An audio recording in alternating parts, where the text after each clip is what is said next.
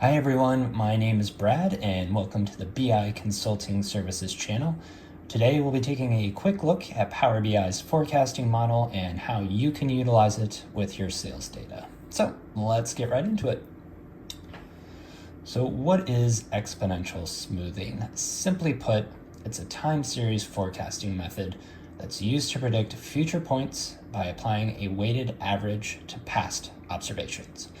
More weight is put on more recent data points, while older observations are given less weight, which creates a nice balance between sensitivity to recent changes and stability of the underlying trends.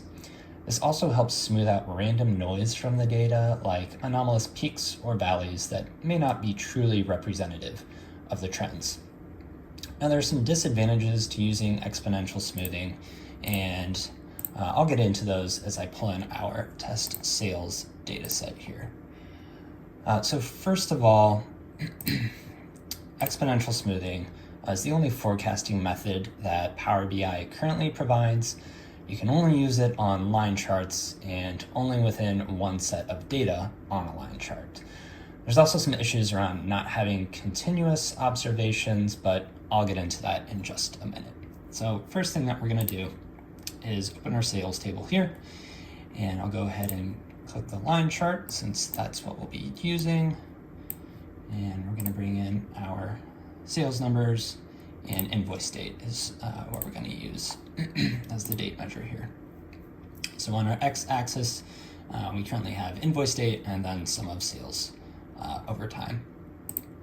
So to find where forecasting is located, we're going to go ahead and click on this little magnifying glass over here, and then we'll come down to the forecast drop down. We'll go ahead and turn that on. So as I turn it on, you might notice this red X that appears. And this is telling us that the data is too irregular to forecast. And if we click it, we're going to see that we're getting a message here that our data isn't evenly spaced. So what exactly does that mean? This also tells us that the dates or numbers in a valid timeline must have a consistent gap between consecutive points. Okay, so really what does that mean?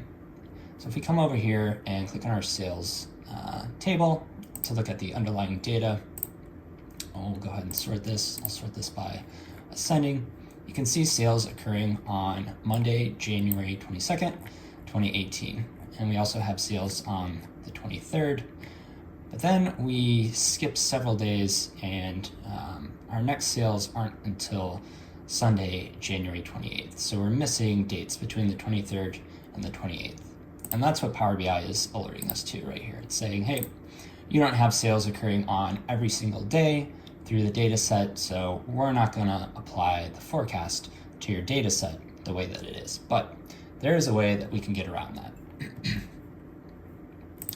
So if I come back to our x-axis, I'm going to actually take out the day observation and the quarter observation. So we're going to leave month and year. And notice as I make those selections, you're actually seeing the forecast start to populate on our line chart here. So the observation that's currently going on right now is we have a forecast length of 10, and since we have our data here on a monthly level, this is forecasting out 10 months past the last point of data, which would be July of 2020. So this black line here is actually our forecast trend. We can also get into some hindcasting or testing of our data, testing of the forecast that is, by applying some periods to ignore here. So for example, if we ignore the last 6 data points, and let's go ahead and increase our forecast length to, let's say 12 months. Let's go ahead and apply that. You see how the forecast shifts here. And essentially what it's done is I've pulled the forecast back earlier into our data set, and this way we can compare the forecast to the actual data. So that our forecast is this black line and the actual data is this blue line. So you can actually see in February of 2020, the forecast was around 7.169 million, and the actual was just under 7 million. So the forecast came pretty close to the actual there. And as we move forward into March, April, May, and June, you can actually see the forecast is pretty close to the actual numbers. Now here we have some diversion going on, but this actual sales data right here, it would count as more of an anomaly if you look back at the long-term trends that you see in the data set. So pretty good job for most of the observations that we have here.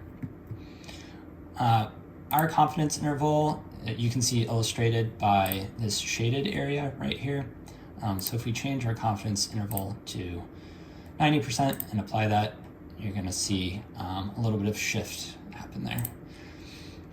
The forecast line you can edit or customize however you see fit. For example, you can change this to red if you wanted. I'm just going to go ahead and leave that at black.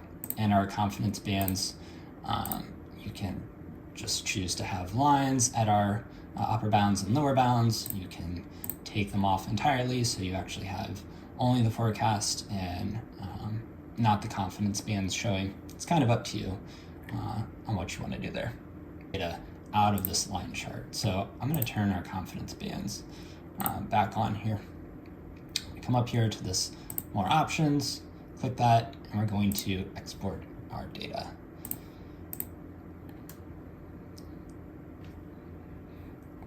All right, so I'll open that up and pull it over. And here's that line chart if we export it out into an Excel table. So we have our actual numbers in column A, our time series here in columns B and C.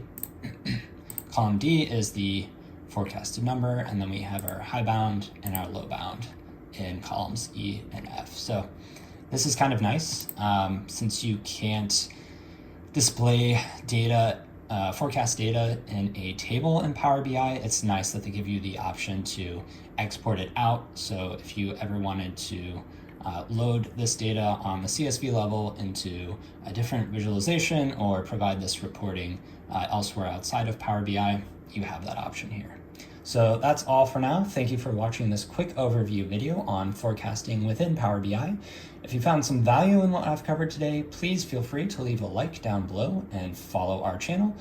Also, if you have any questions on what I've covered today or any suggestions on topics or tutorials you'd like to see in future videos, please let me know in the comments, and thank you for watching.